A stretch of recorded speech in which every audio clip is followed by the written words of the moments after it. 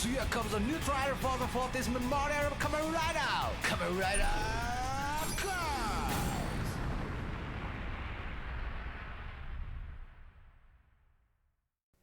Happy anniversary! Today is the 14th anniversary of one of the greatest musical releases of all time. And no, I'm not referring to Michael Jackson's Thriller. It's Kamen Rider Girls' debut as a group. Yes, Let's Go Rider Kick was released April 20th, 2011, but in October 2010, the name Kamen Rider Girls was revealed, with some mystique as to what that actually meant. And then they made their debut on November 29th. Since then, Kamen Rider Girls have made a modest name for themselves in the Kamen Rider world, from performing on the soundtrack of 10 seasons, being a powerhouse force for the Wizard and X8 soundtracks, co-hosting the official Toei Tokusatsu radio show, being a mainstay at the yearly Toei festivals, hosting their own radio and TTFC shows, and even appearing in the series itself on 9 separate occasions, with Jenna even getting to transform into a Kamen Rider herself. And over the course of their 14 years as a group, they have had their fair share of live concerts. So today I will be counting down all 14 of their officially released live events. No giant festivals, no concerts that were not recorded or released officially in full, only one-man live concerts or co-headline events with proper DVD or Blu-ray releases. Number 14, Kamen Rider Ranger 2017.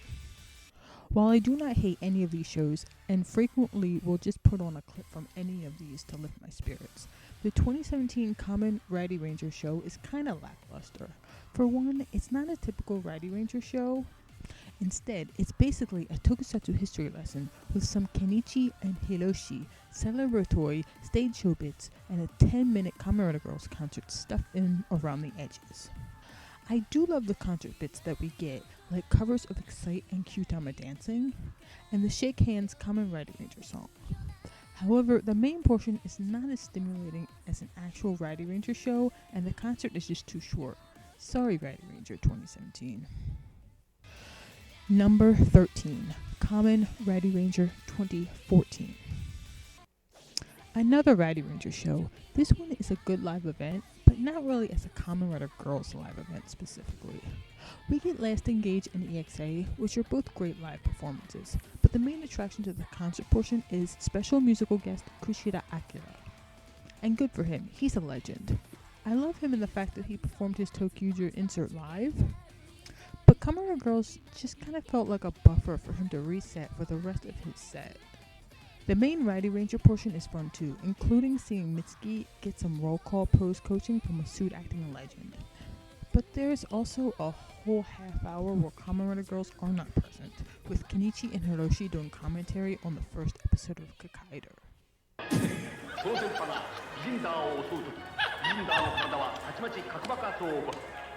Number 12, Superhero Music Studio Volume 2.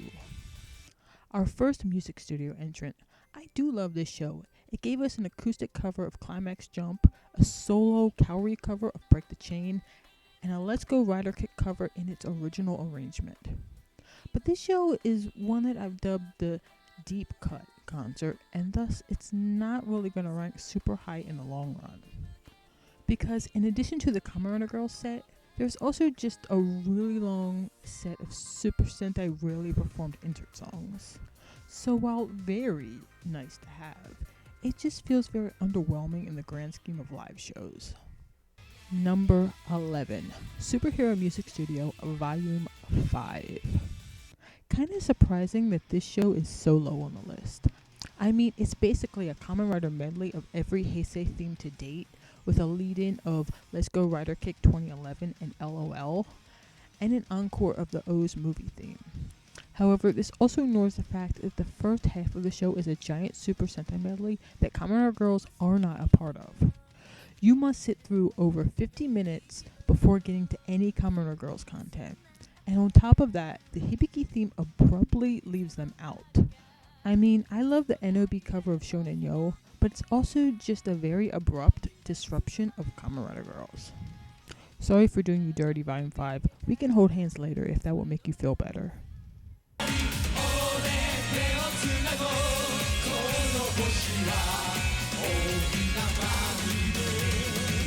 Number 10.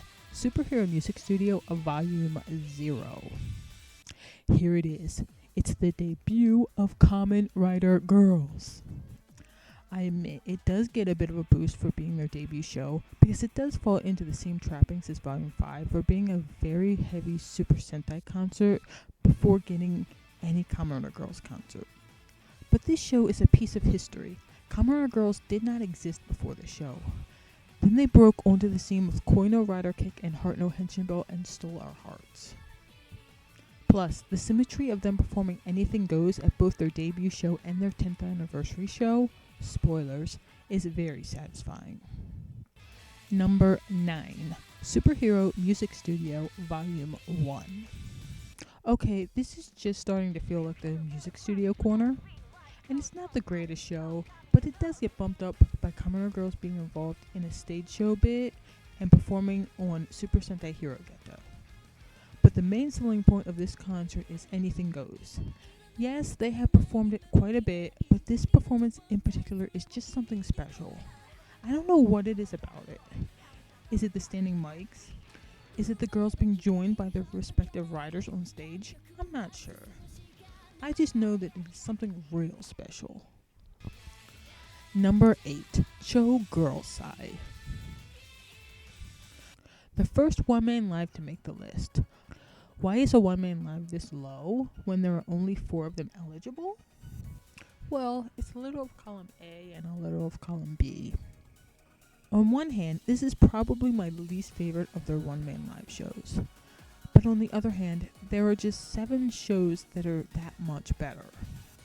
While going through and listing the specific joys that each show brings me, Cho Girl Side did not pull in that many. Yes, it is now in Erica's graduation show. Yes, there's a surprise appearance from Kaori. Those things are highlights that make the show great, but the negatives don't outweigh the positives of the remaining 7 shows. For one, the audio from the mics at this show was not the best, with parts where a girl is singing, but she's really only able to be heard through another girl's mic, which is kind of distracting.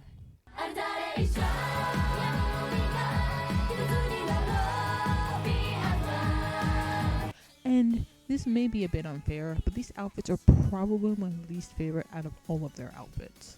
Don't get me wrong, Now is owning hers, and I love her for that. She's probably the only reason I can't flat out hate these outfits, but they're just not to my tastes. Although, spoiler, this will not be the last time that these outfits will appear on the list. 7. Kamen Rider Ranger 2013. We're back to Rider Ranger again.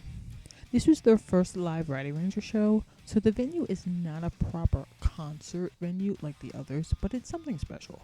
First, we have Kaori sitting in on a producer Shirakura interview, and then we have Erica joining in on an interactive segment with Kyoryu Red Suit Actor. This makes the proper Rider Ranger portions nice.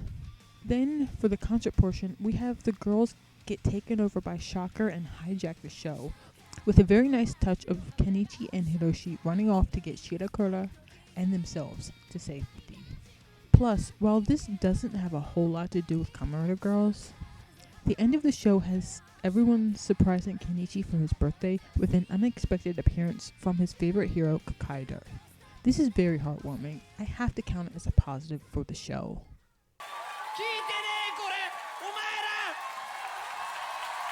それではその方に来ていただきましょう。どうぞ。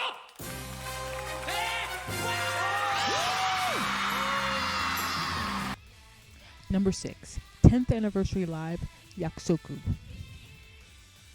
The 10th Anniversary show not in the top 5. Honestly, despite the fact that I love this show and it being a 10-year celebration for them, I can't help but not find many truly overly joyous moments at this show.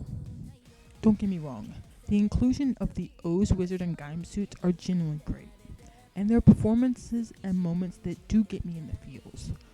it still just barely gets snubbed from making the top 5.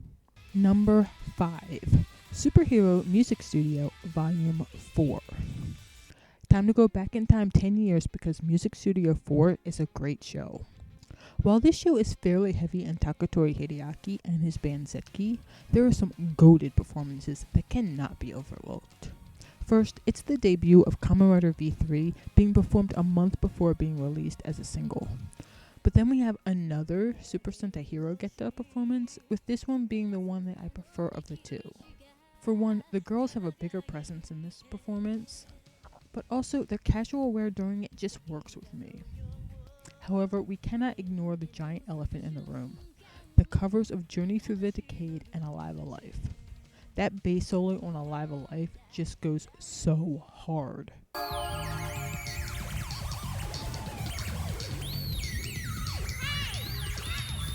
Then Journey Through the Decade is a collab with Matsubara Tsuyoshi that has no right to be as good as it is.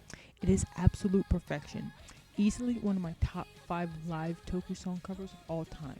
It's right up there with Yoshida Hitomi covering Anything Goes at Showa Yusei 2019 and Sakuma Takao covering Take Me Higher at Ultraman Spirits 2023. I will never tire of it. Number 4, Kamen Rider Ranger 2015. The highest Rider Ranger show on the list. The concert is Kamen Rider Girls with Issei Daiki, Onishi Yohei, and Psychic Lover as special guests. And then one of the 3 Rider Ranger segments is Nakamura Yuichi. Kamen Rider Zero knows not beat J-Stag, although I would not hate either. It's my girls and all of my boys in the same place. Honestly, if the concert portion had Kageyama Hironobu instead of Mojo, and the other 2 Rider Ranger segments were like Deca Pink or Kamen Rider Wizard, the show would immediately be my number 1. No questions asked. It wouldn't matter what the remaining 3 shows were. Plus, Kamen Rider Girls doing the ninja dance. Full stop.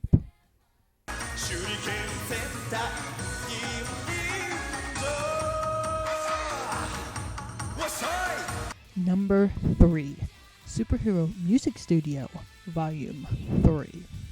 Again, my girls and my boys in the same place, at the same time, collaborating together. Honestly, this show is kind of Psychic Lover heavy, but those are my boys. And part of their set includes them and Kamen Rider Girls doing a Kamen Rider medley. Together. What more could I wish for? Also, this show has the greatest song ever known to man, Himitsu Sentai Goranger 2011. Yes, you heard me. There is a Super Sentai counterpart to Let's Go Rider Kick 2011 that only exists as part of this concert, and it is amazing. The fact that we live in the timeline where this song exists proves that we live in the best timeline.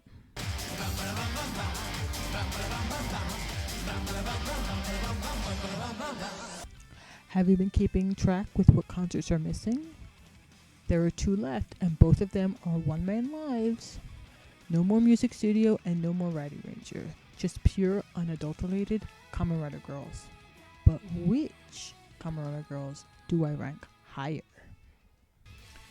Number 2, Rockin' Kicks, Nigo. Hit.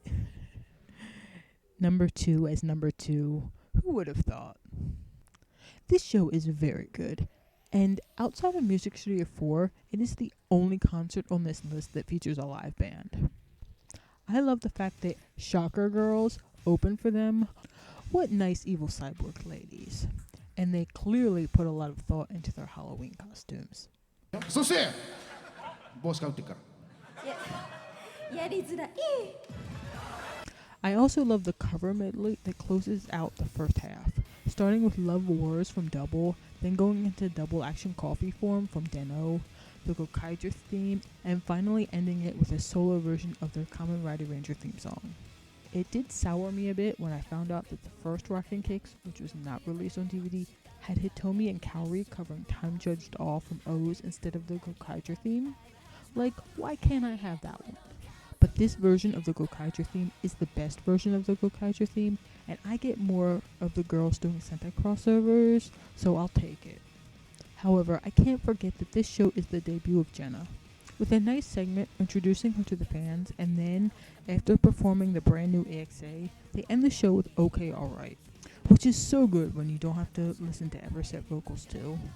I just can't with Everset, don't add me. But that song is so good with just Kamen Rider Girls vocals. A+ concert, very good, would watch again. じゃあさ、好きな食べ物とかある？好きな食べ物はマンゴーとお寿司です。もう一回やってオレンジって言っとく？マンゴーつって。 And now, finally, we've reached the end. Number 1. Game Start. This is the perfect Kamen Rider Girls concert. It's split into two halves. The first half has a more stage play-like feel, with the girls not saying a word to the audience and letting the music tell a story. It's very solid and good, and A+ for execution. Then the second half features the one-night return of recently graduated Mitsuki to give her a proper send-off. This half is very fun, but will flip it on you and hit you right in the feels at the drop of a hat. Like having a Kamen Rider Force medley, following that up with Saite, and then right as they're about to hit the big climactic end, the 4 current members signal for the music to cut and serenade the rest of the song to Mitsuki. So good. Or the fact that they play Saite again. Only this time Chisato puts her piano skills to good use, and Hitomi and Jenna play the guitar and drum they've been practicing, as Aya leads the crowd to serenade Mitsuki. Pulling a double whammy of tugging at your heartstrings that makes you want to cry, but also proving that the girls are musically gifted at not just singing. They also surprise Mitsuki with her Force driver, which is, I believe, the first time anyone wore a rider belt since Aya joined, and the last time anyone would wear one until Aya's graduation. And their little comments of, is this a bomb? And has this been up there the whole time? Just lighten the suspense until Mitsuki gets a good feel and realizes that it's actually her rider belt. Although, apparently the live crowd was treated to an encore of EXA after the show was over, which would have been nice to include as a bonus. But overall, this is a 10 out of 10 concert that I will gladly watch over and over again. And there we have it, 14 Kamen Rider Girls shows for their 14th anniversary. Hint, I just realized that as I sat down to write this script. All of them are such great shows that I absolutely adore, but if I had to rank them, this would be the order. Until I flip-flop in like a week because I'm fickle AF. Do you agree with this list? Do you disagree? Is there another show floating around out there that you think should have also been included? Leave them in the comments. I love talking about Kamen Rider Girls. Until next time, keep singing that girls' anthem. Peace. Big Club!